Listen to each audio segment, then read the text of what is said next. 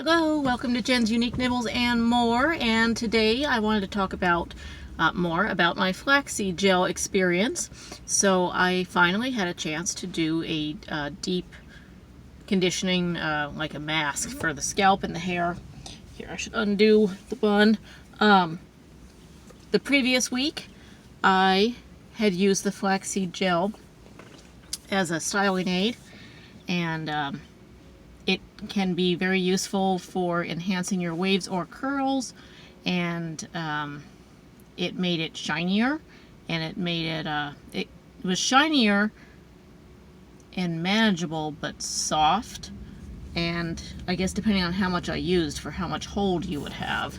I don't think I used enough to get a really good hold, but I also don't normally use gel, so I just wasn't accustomed to whatever it was that I was trying to do. Hey, I also want to clarify, when I said that I don't comb my hair, I realize that sounds really bad. So I want to clarify. When I wash my hair, I get it nice and detangled and combed and fixed apart and all that. After that, I usually wash my hair once or twice a week. Depending on the time of year and what I'm getting myself into and whatever.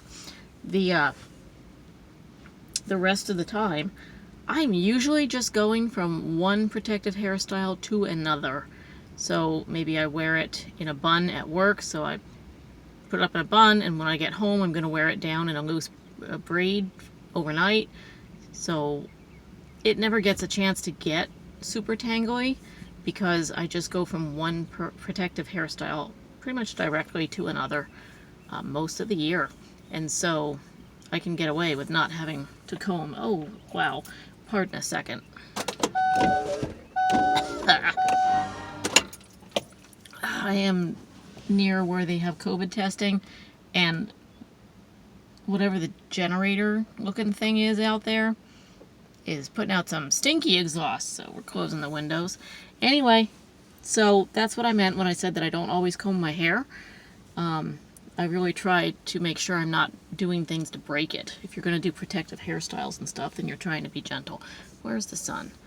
So, this was, I gooped up my scalp because I've heard that the flax gel is good for your scalp. And I've gooped up the hair, and I left it in for about an hour and a half. And I'm trying to finger detangle a little bit more so that it lies as smooth as we can.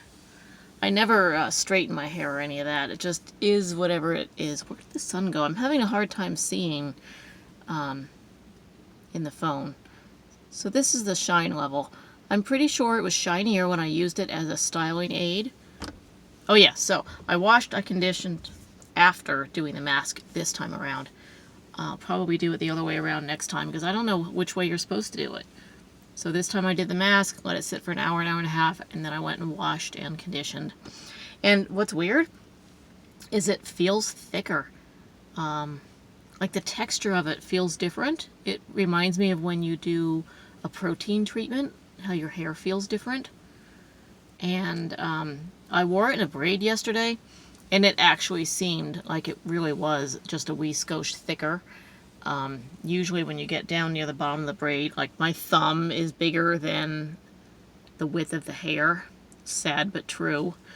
And down at the bottom where I would usually have a hair tie, I mean, we're talking like pencil thin. It's sad.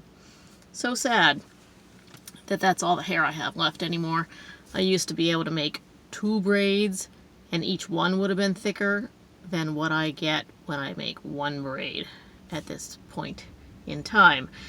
It had started to fall after a couple eye surgeries. Like anesthesia can cause hair fall for months afterwards, and I'd gotten that under control, and it was starting to thicken up again.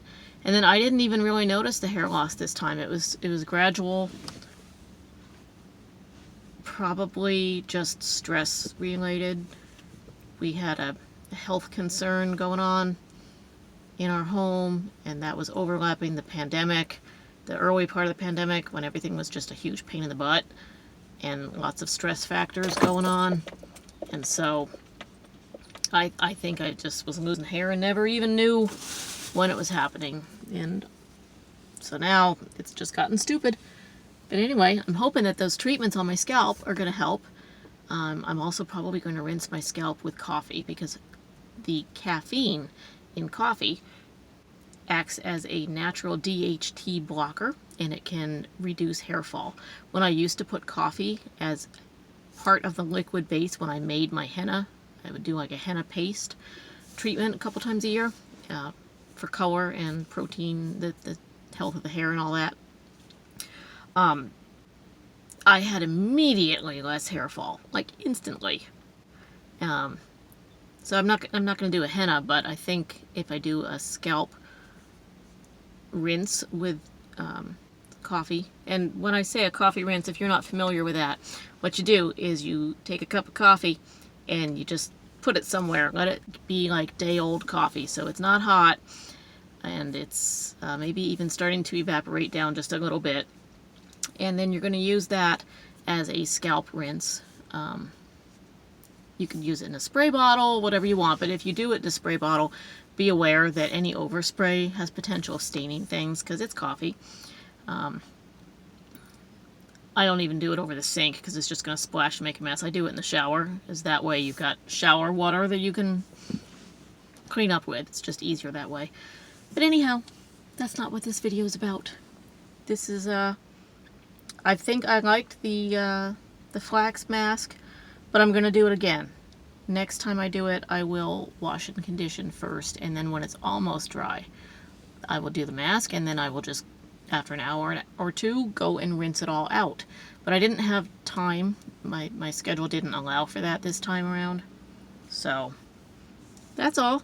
I'll have the recipe for the flaxseed gel below, and a link to the other video in one of these corners.